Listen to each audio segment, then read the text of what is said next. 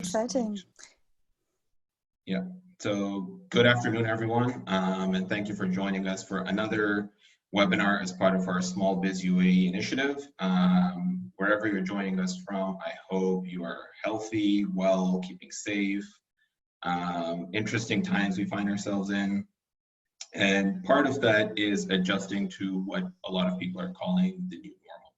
So I don't really know what that looks like, but one thing I do know is for startups especially, it means a lot more virtual interaction with people. So whether that's with investors, customers, suppliers, clients, whatever it is, a lot of business is now being conducted online. And we thought it would be important to have this webinar to discuss, actionable insights and advice into how to make this medium of interaction as effective as possible. To help me with the conversation, I have two wonderful individuals on the panel, Bianca Praetorius and Anna Roberts. I will let them introduce themselves. So Bianca, if you could start, please. Oh, absolutely. Hi, I'm Bianca. I'm calling in from Berlin, Germany, and I've spent a lot of times in the UAE the last years in Sharjah and in Dubai to help startups pitch better. So what I do is help lots of tech startups these 5 or 3 minutes when you expect it to pitch in front of an investor and people should understand it and dose down complexity. That's what I do. And I've spent the last 2 months in lockdown doing the same thing online. So good news, it's working online as well. And it has a lot of advantages for startups to pitch their things in this format, what we're going to talk about. Great. Anna, if you could introduce yourself as well, please. Thanks, Hisham, and nice to meet you, Bianca. I'm excited to be on the panel with you. We've not met in person yet, so it's sort of all a virtual come together. For those of you that aren't familiar with my work, I've been in the UAE for most of my life, 25 years now. I've previously worked in broadcasting and TV and radio, and in 2015, I set up my company to basically do communications training, public speaking, media training, personal branding as well. I also set up an online academy, so I'm used to the virtual world of coaching and training, but I've never done it day in, day out for quite some time, as we're all experiencing under COVID. For those of you that sort of want to piece together the puzzle, I guess Bianca and I complement each other very, very well, because I focus a lot on communication in a day-to-day aspect and how you might manage teams, how you might work together better, and how you might better understand yourself, and then sort of pass the baton across to Bianca to then have you up on stage for those 2 or 3 minutes. So I think we're going to have some really great conversations today. Absolutely. And yeah, thank you for joining us and taking the time. I think, Bianca, I kind of want to just jump right into that thing that you mentioned where, you've been training startups to pitch in person, and suddenly it's shifted virtually. So I want to first talk about a little the preparation that goes into it. How has that changed for people? I mean, even for us, for this webinar, if it was in person, it would have been a little different. We had our own little prep going along. So I'd love to hear, both your insights into that. How has the preparation for any virtual interaction changed? So if I take the part of virtual pitching, so I pitch my startup to an investor on a 30-minute Zoom call. That's like the format that I've been dealing with a lot. It helps you because you can cheat better. So for example, if you have a business that is so complex, you want to be very precise and like no blah blah in the pitch. When I'm online pitching, I can use a teleprompter. I can write a script, I can read it, I have my notes ready. So in a way you can be more precise, because the overall goal is to make the time that you get given, because instead of an event, it's suddenly a one-on-one meeting. That's super precious for a founder, because actually the conversation can go in real depth because it's just you and him or you and her.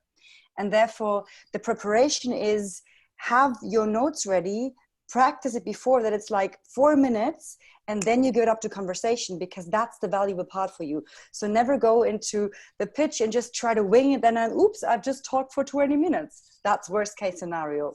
So preparation, precision, write a script beforehand, have your slides.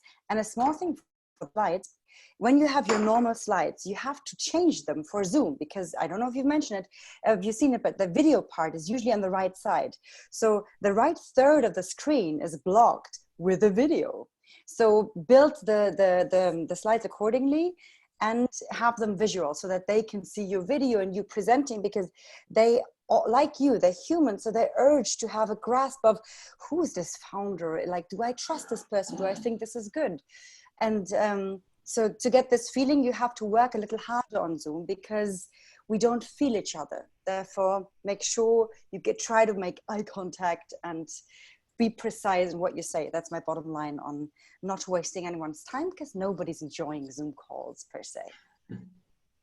Yeah, absolutely. And, I think in terms of like the steps needed to prepare for a pitch haven't necessarily changed.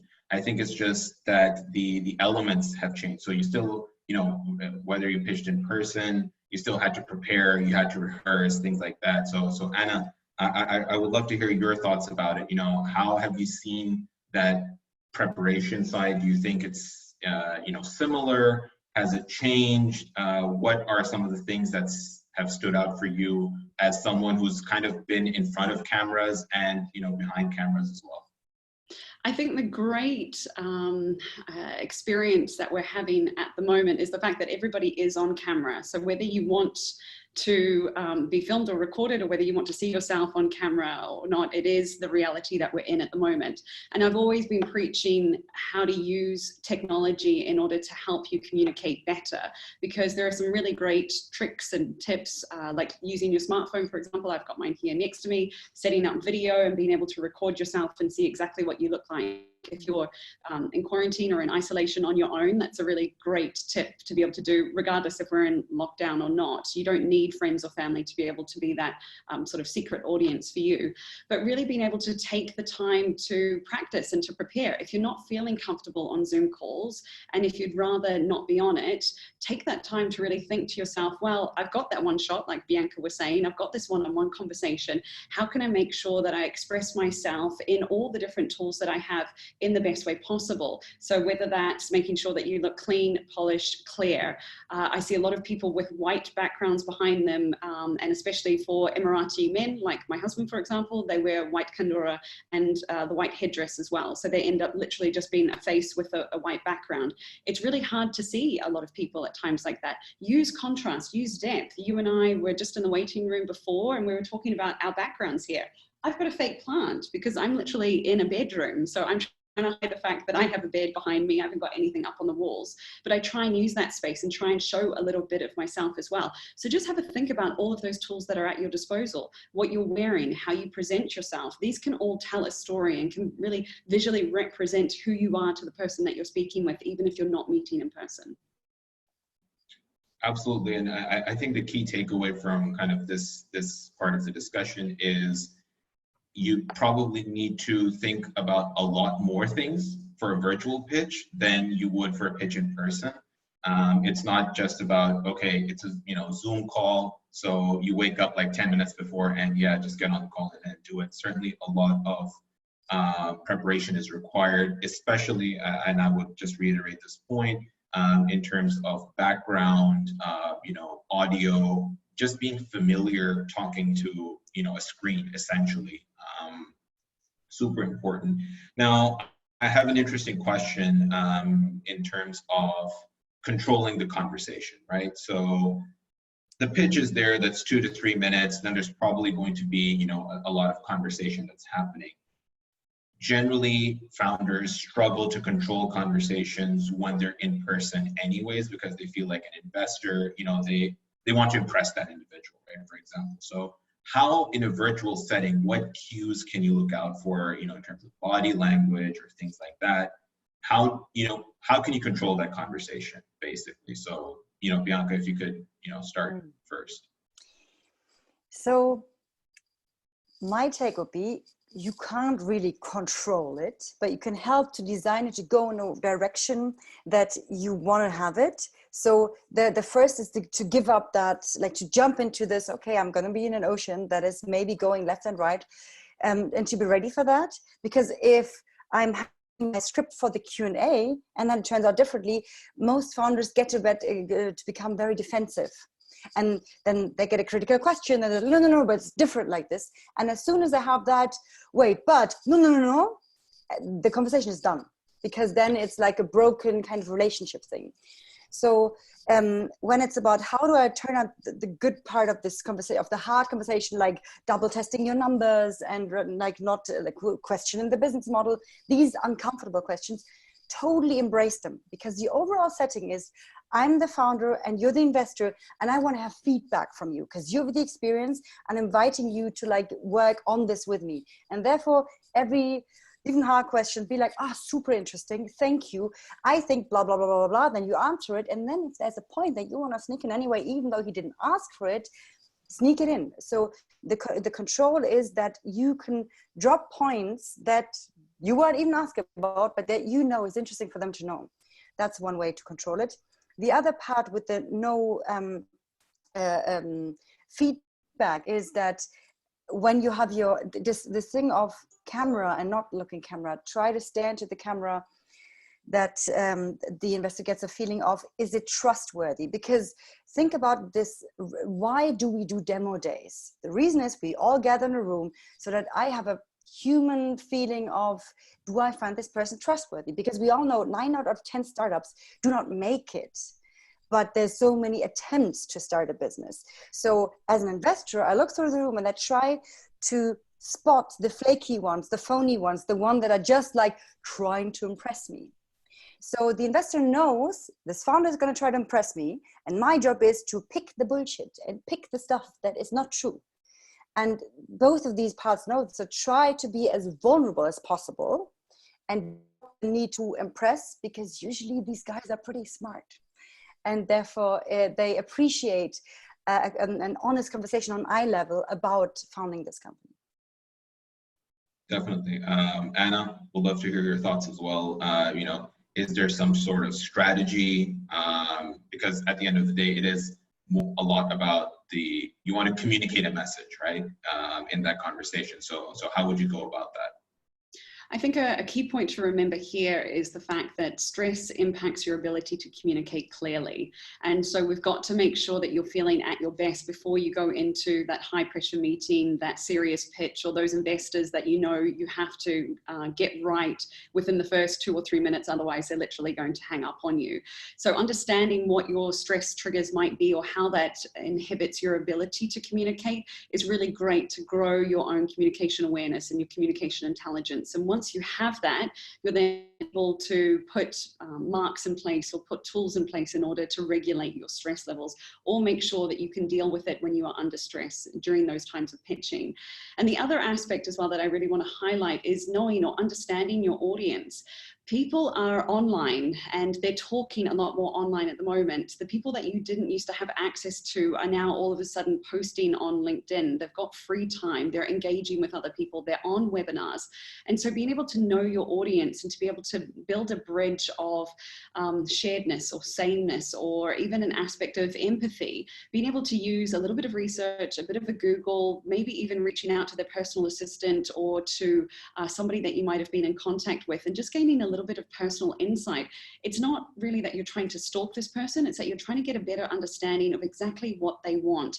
Because if you can spoon feed information exactly to your investor, they will potentially be like putty in your hand. You're going to be able to cater to everybody's individual needs, but just having some insight and having a sense of personality and connection with someone means that all of a sudden you'll be memorable, you'll be able to maybe have a longer chance to talk to them, and you'll also be able to establish that connection. So if this is just an opening pitch, for example, or the first of many conversations, that will be able to stay in their mind with the amount of people that they might be meeting. And that's really what you want. You want to build up that know, like, and trust factor so that these investors feel comfortable putting their money into you.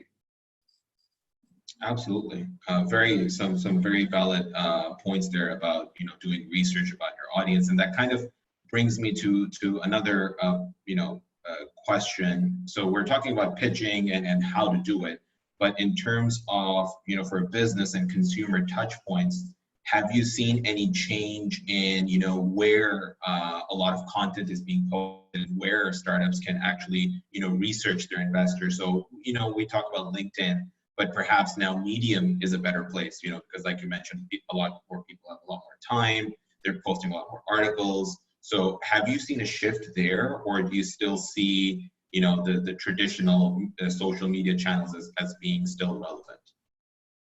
I think if I can jump in with this one Please, first please of do. all, what I've been observing is that there are a lot more business people, men and women, come together in their various industries to almost create communities or sub-communities within themselves, to be able to band together and use resources, use ideas, use knowledge, and use IP to be able to help the storm and to be able to find what that new normal might look like individually for their own industries. With that obviously comes a lot of webinars because everyone's moving online at the moment.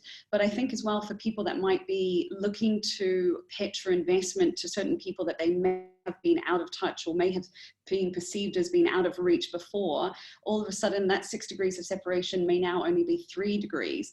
And I think especially in the time and in the environment that we're in at the moment, being able to be genuine, being able to be very clear and transparent about what you're doing, what you're offering.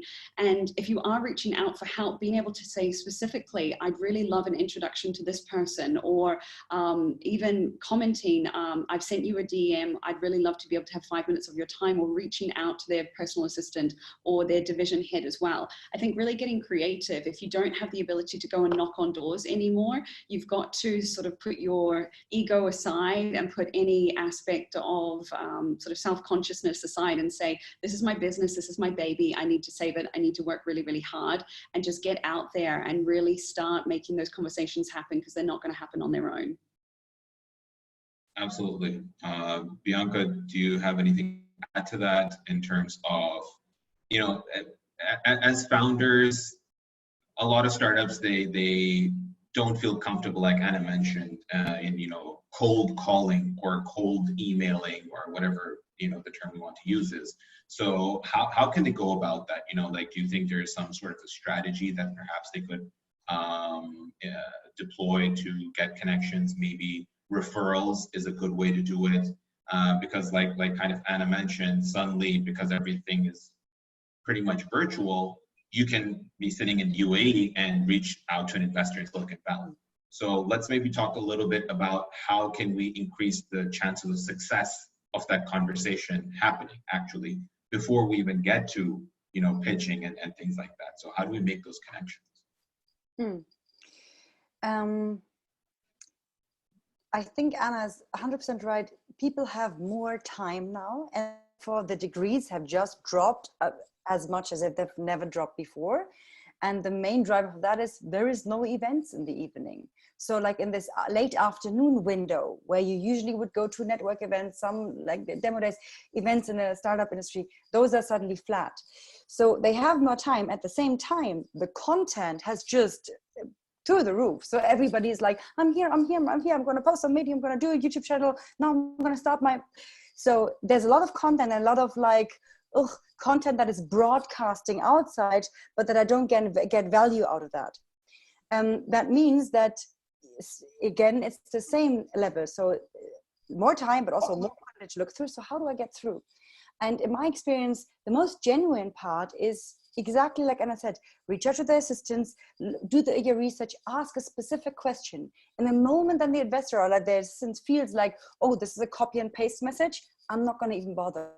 So make sure it is actually genuinely personal. That's step one. And then the cold calling is uncomfortable.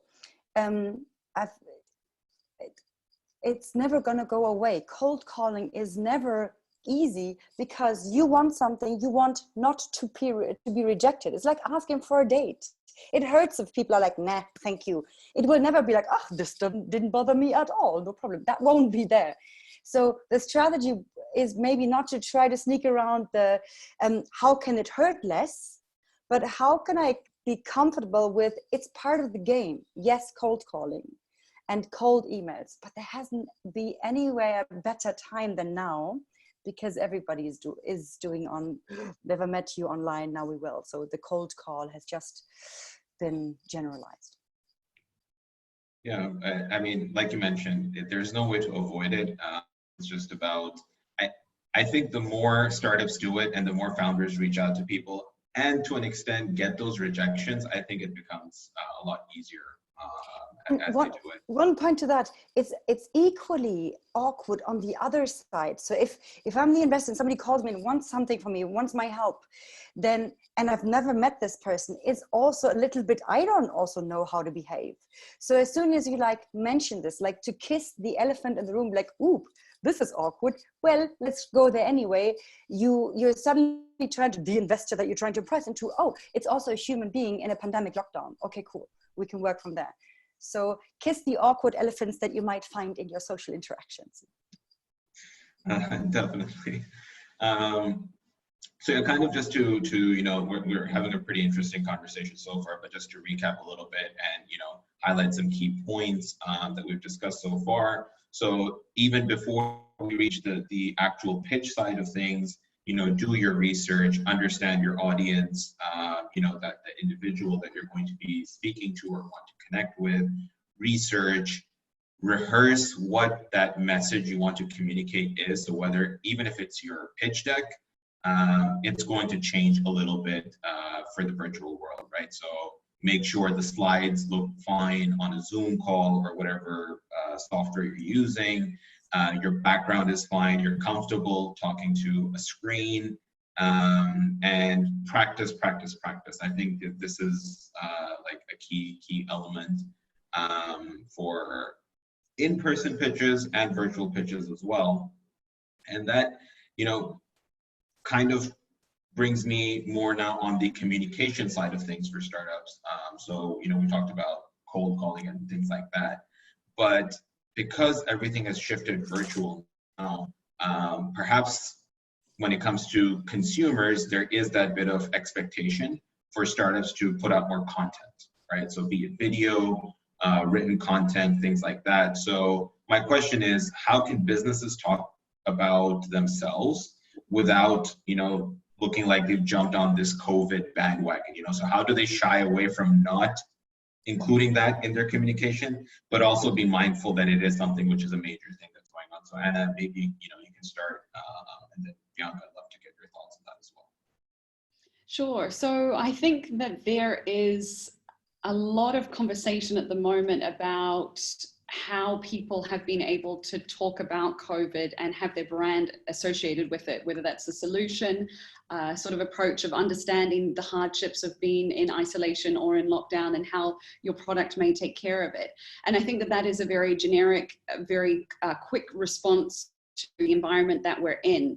And especially for FMCGs, they've sort of moved in that direction. I think if you are a specialist, or if you are working perhaps in the service industry, I think it really would be beneficial to take a second to sit back and really understand what your customer is going through, really understand what the pain points are that they are facing at the moment. If your customers are mainly made up of people, for example, that are working from home, and a majority of them would be having kids at home, they're trying to homeschool, like I have at the moment, and I'm petrified that they're about to crash through the door, so I do apologize in advance if that happens. But that's a very different scenario perhaps to a friend of mine who lives on her own, isn't married and doesn't have any children. So our experiences through lockdown have been very, very different.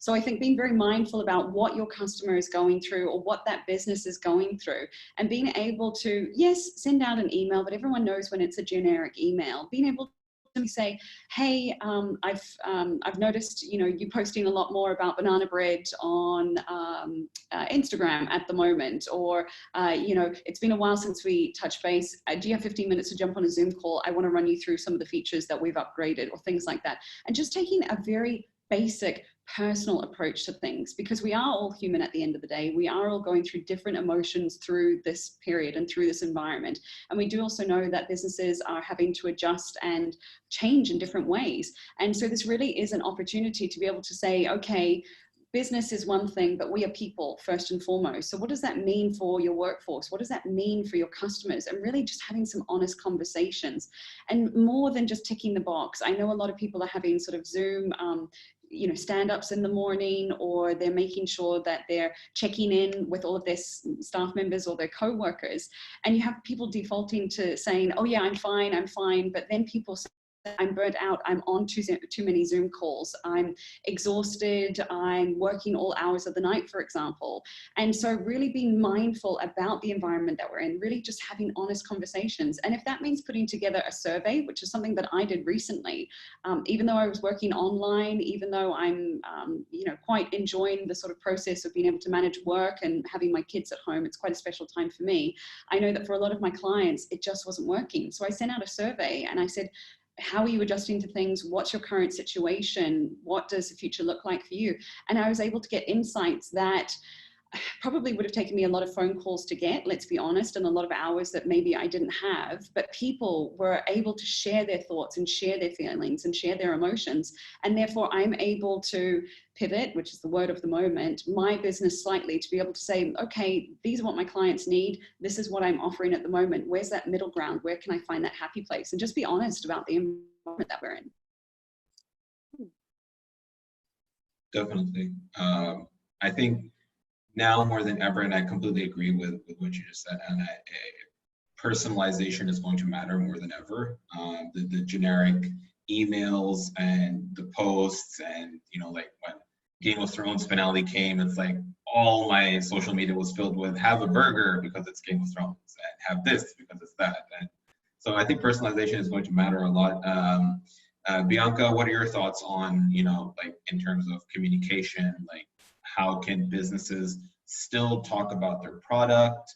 Because at the end of the day, that is also a form of pitching, right? They are trying to get customers, things like that. So do you think now is a good time to maybe get into video, or perhaps, you know, sticking to articles is the best way to go? I think the first step is to have an honest conversation with yourself and the company, talking about my product before the pandemic and while the pandemic is an absolutely different ball game. So even if I run my company, I love my company, I really want to tell people about my product. If I try to squeeze this into this pandemic, then no matter how nice and funny I will craft it, it will not reach anybody because it's not what people need right now. It's a very special moment.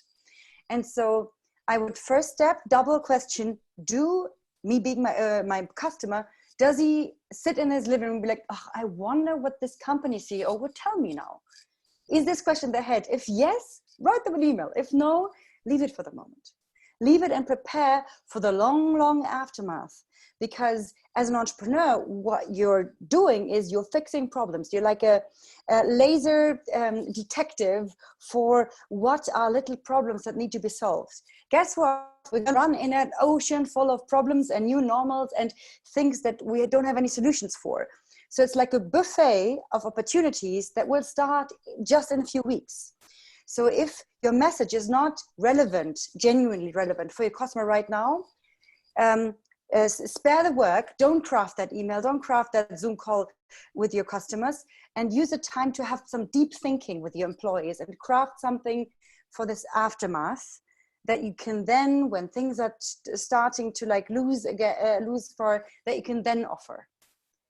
Interesting. So I think if I understood correctly, you're suggesting that, especially in this time, if your messaging or what you're trying to communicate is not quite relevant to what the consumers want to hear, it's better to not put something out at all for the time being. Yes, because for example, I got my emails like full with emails from message from our CEO, and then blah blah blah, some poetic like letter. But do I read it? No, my full day is full of other actual troubles. So it's almost I'm almost sorry for them because it was work that was like for nothing for them. So I would double guess that work part. And I'll give you an example for the aftermath. So when the lockdown will get loosened, the social distancing part, the keep distancing will stay. The event industry, whoa, they need solutions.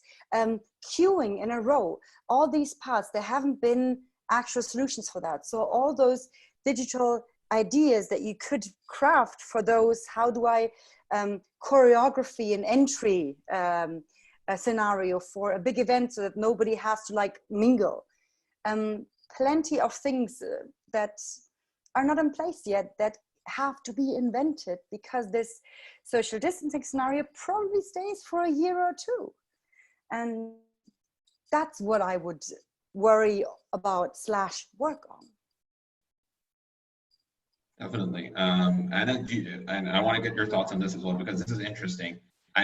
Regarding, if your messaging isn't resonating with the audience at the moment, better to not put out content, because certainly I've seen this myself, where I think companies feel a bit obligated, given the current situation, to put out those messages, right? So, and so, like, what's your advice there? Like, how do you tackle it? Like, should you not? It's using your intelligence and your heart to put the honest question, the obligation coming from me that I feel I'm expected to, ABC, or is there a true expectation from my customer who's like, why does this company not put out any content?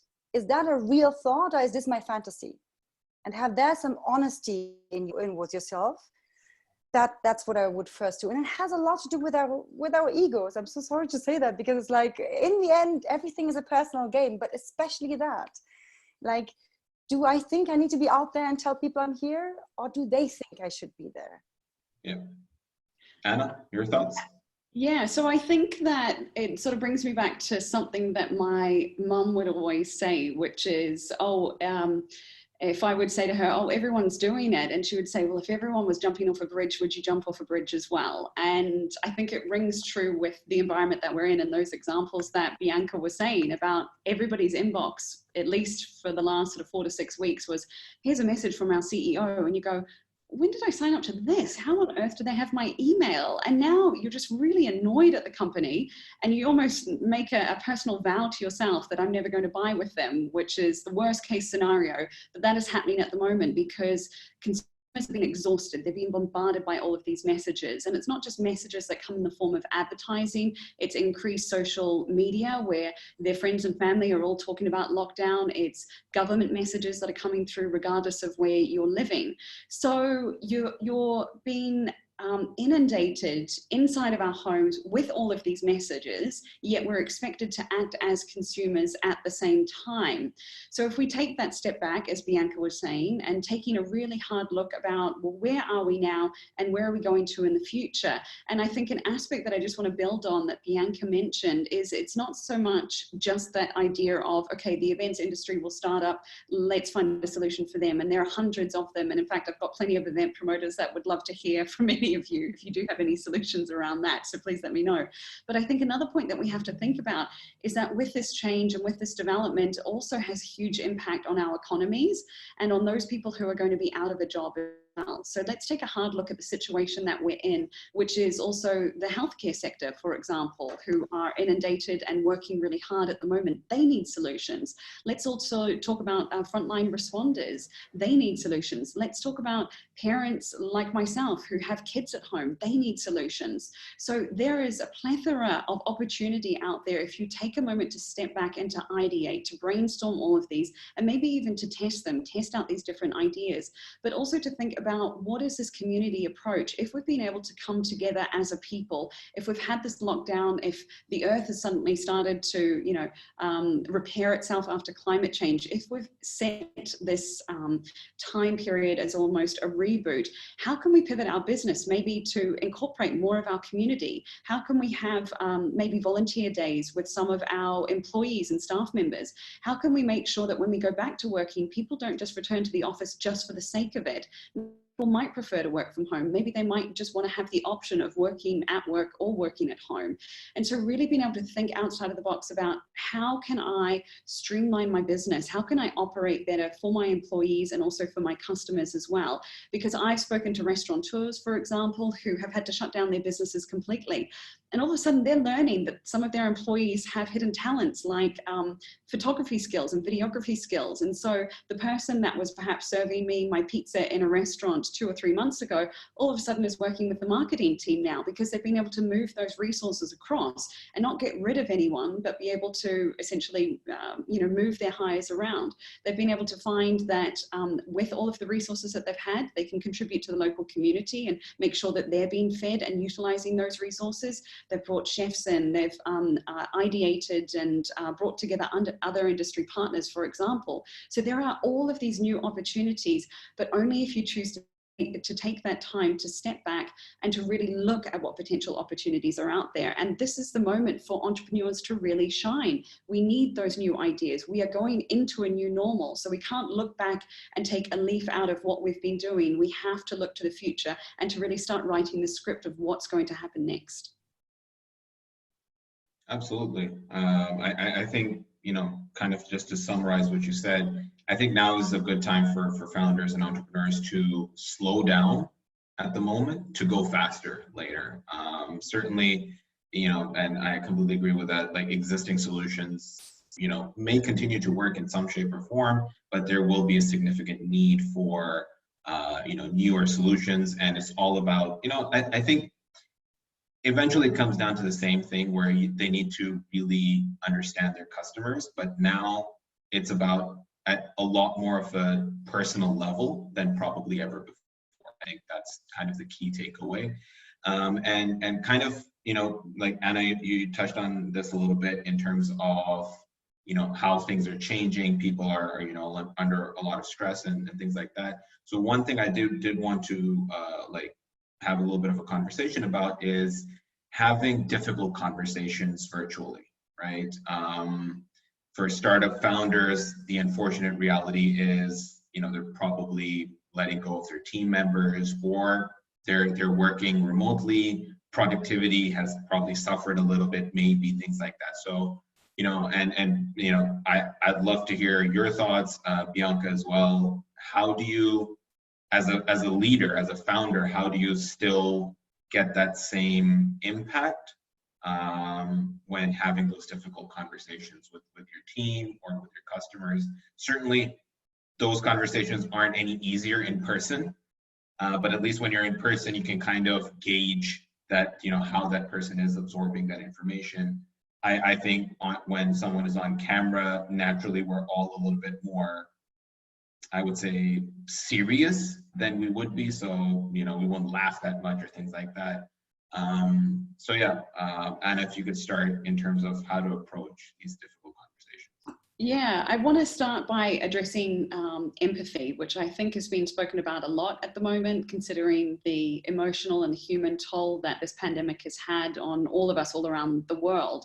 And empathy is a really interesting feeling or descriptor, because a lot of people maybe haven't seen empathy, but they've felt empathy from someone. And so being able to then transmit that onto other people, and especially when you're in a virtual environment, can often be really difficult. And this is where the aspect of communication awareness and communication intelligence really comes for, because when you're having a difficult conversation with someone, or you have to deliver bad news, it's not about you, it's about the other person. And I think a prime example of this, unfortunately, was the event that happened last week, where Careem announced that they were having to let go of over 30% of their workforce. And in the letter that was released to Careem, I think that it was sort of a case study on how to address what is a very difficult conversation to have with many of your staff members, and to really not only empathize with them, but really lead them through this time and take into account all of their pain points and all of the questions that might be asked of those people at the moment, and to really understand that process of thought and that process of feeling that that person might feel when they hear that their job all of a sudden isn't there for them tomorrow. And so acting with empathy, I think, is a really big key and a big tool, a big driver of how leaders can really show that. Obviously, I'm a New Zealander, so I'm biased. We have the greatest Prime Minister in the world, and Jacinda Ardern, and the way in which she's handled not only a global pandemic, but also a terrorist attack and a volcano in the last few years. So I'm very proud to be a New Zealander, and very proud of the fact that we're seeing somebody show leadership, but also lead with empathy at the same time. So I think that that's really important. And the other aspect that I also want to talk about, and this is something, in fact, that if you're based in the UAE, you might know of Hard Talk by Dawn Metcalf. And she's got really great pointers there. It's a great tool book just to be able to have really difficult conversations that we as humans might automatically shy away from. But if we can take a moment to act with compassion, to act with empathy, and to really just be clear about the conversations or the information that we have to deliver, sometimes those horrible conversations can be a little less horrible than we anticipated, but also somebody's life, and make sure that we retain that connection and that relationship with that person, because when things do go back to a new normal, we're going to be counting on our network, and now is not the time to be burning bridges with anyone, let alone employees around us. Absolutely. I think, like you correctly pointed out, that empathy at this moment in time is super important, but I would just add to that genuine empathy, you know? So it's really difficult to get that across through a letter or things like that. But like I was reading Airbnb's founder, you know, they also recently had a lot of layoffs and things like that, and kind of the messaging that he put across, I found that pretty honest, and that's a good example as well in terms of communication. Bianca, your thoughts on, you know, how to approach those difficult conversations? Probably very similar to what Anna said. She covered really all the points. Empathy is something that we all, as humans, we feel that, like we can smell, spot when somebody is just pretending empathy by sitting us down and being like super diplomatic about things and being super sweet while telling us to go away. So it's also not an easy thing to do. So I would, for example, if you never have laid off somebody, or if you really don't know how to say that, practice this conversation with somebody else, just out of respect for the person that you deliver this to, because this the empathy that is needed is really not like what Anna said. It is there. Why is it there? Is it a buzzword? Is it a trend? No, it's us humans realizing, well, there's something that we actually are connected, and that we should like take care of each other. And that sounds almost like a cliche, but how this pandemic shows us so much that we are, A, the way how it's spread, look, we're interconnected, and B, can take care of each other, because all of us right now, we're in home office. That's already like a privileged situation. That's not the case for many, many, many workers out there. So to connect that point to what we've discussed before, like how could I do marketing? Rule number one, genuinity. Like be honest and look around you what's broken. So for example, there's in Berlin, that's the odd example, but it shows what's possible. There was a sock company. They produced socks, super random product, like self-printed socks. And they, in the pandemic, started to have a campaign how their workers in their socks, other people would go shopping for elderly people so that they don't have to go out and risk themselves going to the supermarkets, which has really nothing to do with socks. But I, as a customer, I clocked that. I'm like, oh, that's good. That's actually really putting value out there. And for somehow, I like this company more. So if you look at marketing, think of all those people actually need. That is different people than before, where we just had people that are in underprivileged situation. Now this has like everybody who cannot work in home office. So use your marketing to be empathetic to the people around you on the street, and see how you can connect that and create actual value to you that will solve your marketing problem, and it will actually do something good. Yeah, that's my 3 words. Okay, fantastic. And you know, before like I kind of start wrapping up the conversation a little bit, just, and this is a question, you know, either of you feel free to kind of answer it, but you know, we're talking a lot about empathy and, you know, understanding, but would that kind of put a founder in a situation where they start avoiding these conversations as well, right? And so, for example, like this occurred to me, I was watching a TED Talk a while ago by a hostage negotiator, and his philosophy is seconds. You should break bad news in 60 seconds. So you go in, I have to give you bad news, and then you just go with it. No need to sugarcoat it and things like that. Obviously, that's, I don't know, that may be a very extreme approach, which doesn't necessarily show empathy. But like, my kind of question is, how do we try to still be empathetic without avoiding these conversations in that way? Bianca, do you want to jump in? Yeah, yes, I feel like both of you want to answer this question, so that's good. If you are a leader running a company with employees, if you consider yourself a leader in anything, and you're trying to avoid a hard situation, reconsider your position about yourself and work on that, getting rid of the fear and avoiding hard things, because a difficult conversation is one out of many hard things that you face. So that's number one. If you're trying to avoid that, try to do some inner work so that you get ahead of that, because having hard conversations is actually serving the other people. So this advice that the guy that you just talked about, with the going in 60 seconds, is actually very respectful. Because if you go in and you slide into, and after 20 minutes, like, yes, I have to get to lay you off, this will hurt me forever, because in these 20 minutes I had hope. And then I realized, oh, he knew it when he walked in the room, he knew he has to fire me. So that's in the end much more bitter for me than if you would go like, okay, here's the truth, now we can talk about it. But for respect, don't slide into the bad news, throw them out. People will appreciate it to be treated on eye level, because that's what it's about. Absolutely. Anna, your thoughts? Yeah, I'll have to second that. I think respect is such a key word in there, and really breaking down what a lot of maybe traditional business leaders like to see as that hierarchy, really coming down onto somebody's level and seeing them as another person and having that respect for them. There's a great saying, I can't remember who said it, but it was hire slow, fire fast. And I think if a job or a position isn't working well for an individual, it's probably not working well for the company either. If there's a disconnect for you as a business owner, there probably is for them as well. And so people, at the end of the day, we're all smart. We're not dumb. We can pick up on things, even if we aren't honed into our intuition, even if we haven't been to business school in our life and we just have a very process-driven job.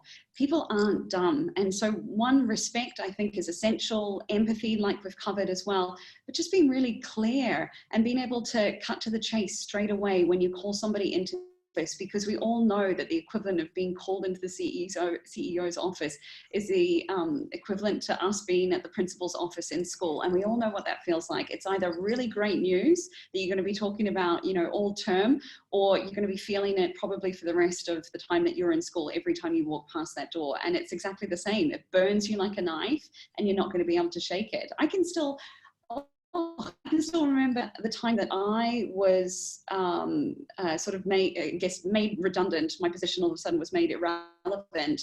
And the fact that everybody else in my department knew that I was going 3 days before I even found out myself.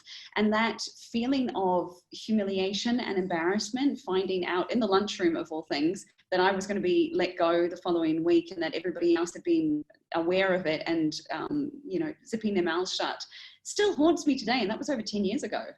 Mm.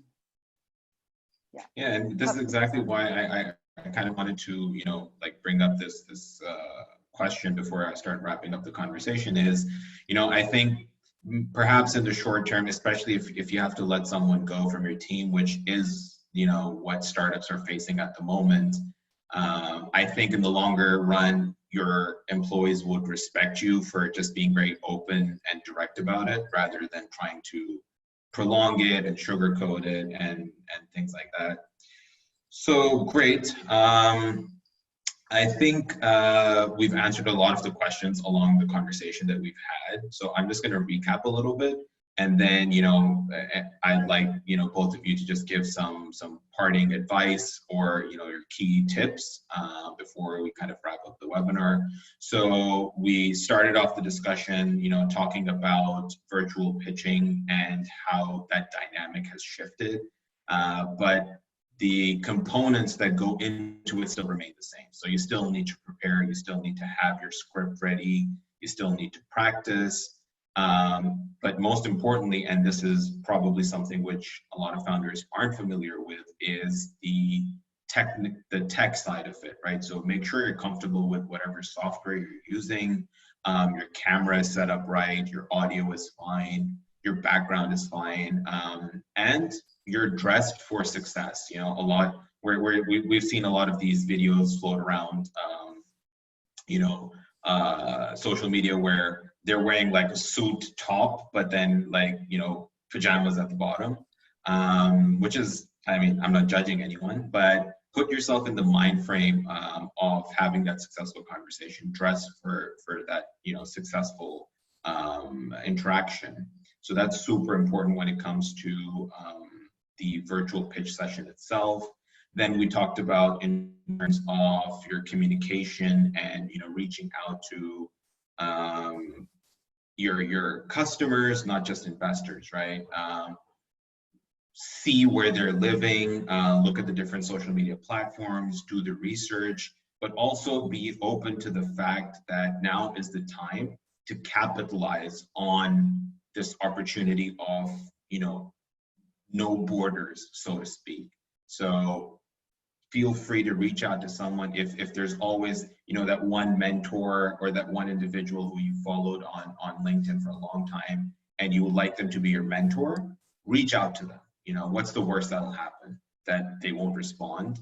But I mean, at least you gave it a shot. So take those risks, because especially now, even those people that are being reached out to are probably a lot more open to this because they realize that, oh, hey, I have a lot more time. So why not, speak to more people on LinkedIn? I certainly have been doing that quite a fair bit recently as well. I've had, startups reach out to me. So certainly I won't be able to give them a lot of time, but I'm trying to help as much as I can. So that's really important. A key thing to highlight, I think, in terms of communication strategy, please do not put out content for the sake of putting out content. I think, both the panelists would agree with this, because now more than ever, I think content will remain in consumers' minds because it will forever be linked with the COVID situation. Oh, so in COVID, you remember that company, they put out that ad, which didn't really make any sense. So be a little careful, slow down to go faster later, do the research, do the surveys, spot those opportunities. And then kind of we rounded off the discussion with difficult conversations. Don't avoid them. They won't be easy, and that doesn't matter whether it's in person or if it's virtual. I don't think so.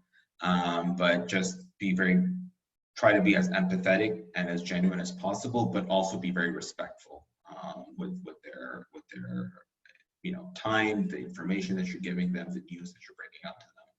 So beyond that, Anna, if you have any, tips or advice to share before we kind of wrap up the conversation, please feel free to share them.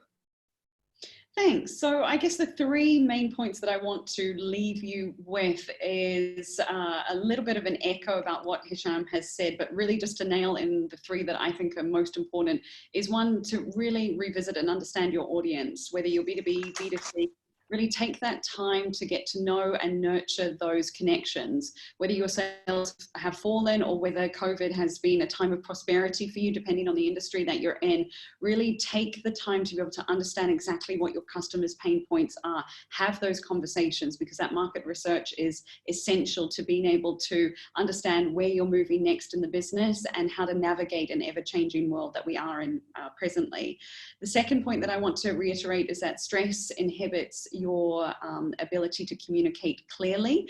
And so taking into account the stress that we are experiencing at the moment, the stress that your customers might be under and the stress that your employees might be under is really essential. Again, going back to those elements of respect and also empathy that we've talked about. And then finally, to build on that as well, clear communication stems from clear thinking. You've got to make sure that you're taking care of yourself and you have the ability to understand exactly what makes you tick, what annoys you, you, and really having that period of introspection, having that internal communication, that internal dialogue, because that will dictate how you then communicate with people around you and then potentially your customers as well. We've all seen those examples or those experiences when a CEO has maybe gone rogue or showed their true colors in a situation. And that can happen to all of us because we are human at the end of the day, but we also have an ability to be able to elevate our communication intelligence and our communication awareness. And so having conversations like this can help, but further diving in and having that introspection can help as well. Absolutely. Thank you for those useful tips. Bianca, your final thoughts? Yeah, I'm going to have like just a few small nuggets on details. So we touched about the pitch deck earlier, and I was thinking about how do we end that? So we've established the important part about a Zoom pitch is the conversation that happens after. So your main job is to pre-design that conversation. So the most important point in that pitch is actually the call to action. Many pitches I work with, they all just randomly end with, so any questions? And you're like, that's okay. But like, then I have to think, okay, what could be my question? So rather end with, this is my thing. So what would you, if you were me, what would you do now? Could be one question. Or another question could be, listening to my pitch, where would you think I should look deeper into what sounds incomplete to you? So ask them for genuine feedback and give them that question so that they have just to answer it instead of thinking of a question. That's my first small nugget, which links to the other nugget to the general audience. Ask. The center is ask, what would people need?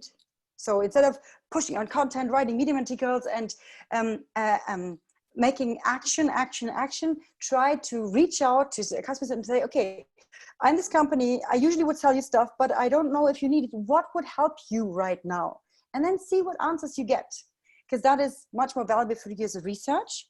And last point, two small points, is in those dress up things, there's small tips. So for example, right now I'm wearing socks. Of course, I'm in my living room, but I put on lipstick because that makes me feel like now I'm in Zoom call mode. And if I put it off, I'm like sitting on my sofa reading a book mode. So find small hacks that make it also feel for you like I'm in working mode, even though I'm in my living room.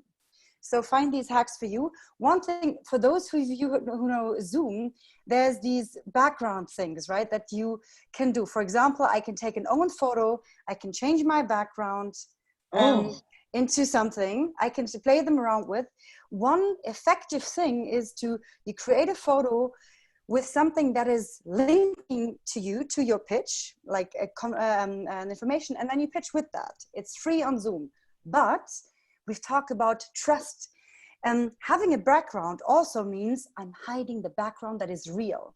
So if you have a conversation, also take it off to be like, hey, I'm showing myself. Like, this is my living room, this is my wall. So be conscious about the choice, but be aware that those things are needed instead of, like, that they're there for you, instead of pitching in front of, I don't know, a washing dryer or something. That is not ideal. And stand up if you do. If you want to pitch something, right now I'm standing. Why? Because I feel physically different when I talk to you instead of sitting down. So put a chair on your table and have that standing up. And very last point, there was a question that I got in the Q&A, but I don't know if you got it, from Paula Newby. And yes. Yes. Did you guys see that as well? Okay, yeah. Cool. Shall we answer it, Jim? Yeah? I mean, yeah, sure. Of course. No worries. Yeah.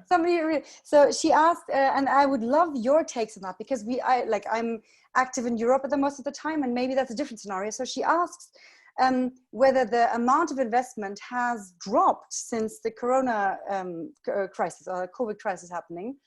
And my take on it, my perception is, well, the money was never there to just spread it around. It was also protected beforehand.